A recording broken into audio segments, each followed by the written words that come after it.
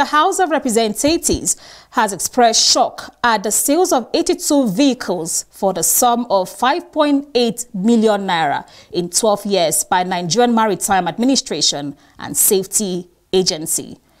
Members of the House Ad Hoc Committee investigating disposal of public property by agencies between 2010 and 2022 to unravel the extent of illegal auctioning of public property, non-remittance of revenue realized into Consolidated Revenue Fund, were astounded at resumed hearing at the National Assembly, when Executive Director of NIMASA, Mr. Chudi Afodile, publicly justified the sales by insisting due process was followed.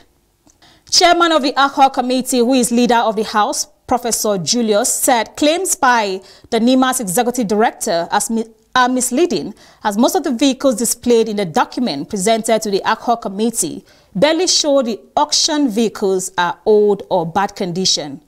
The majority leader argued that the process adopted by NIMASA contravened the Extant Public Procurement Act on disposing public assets within the duration of 24 hours. We want to see the justification, the approval from the Ministry of PPP for members of staff of management to buy almost 22 or even more.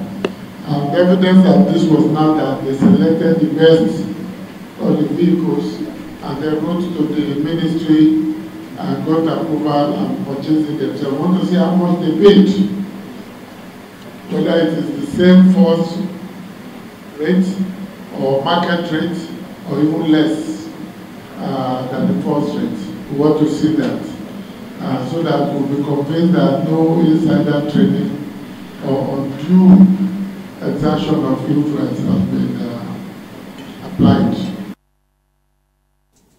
NIMAS Executive Director had in his presentation denied knowledge of the provisions of the Public Procurement Act 2007 on the remittance of the fund generated from the sale of public assets and affirmed that the proceeds of sales was paid by the auctioneers into NIMASA'S coffers. Actually, I'm really not aware of a specific provision on auction in the Procurement Act. But like I said, Mr. Chairman, whatever the law says, we will comply. The House Ad Hoc Committee, which the same day quits the Sokoto Rivers Basin delegation over indiscriminate sales of public assets to management of the agency in breach of Extant Public Procurement Act at ridiculous prices, directed the delegation and those from NIMASA to provide relevant documents that will aid the ongoing investigation.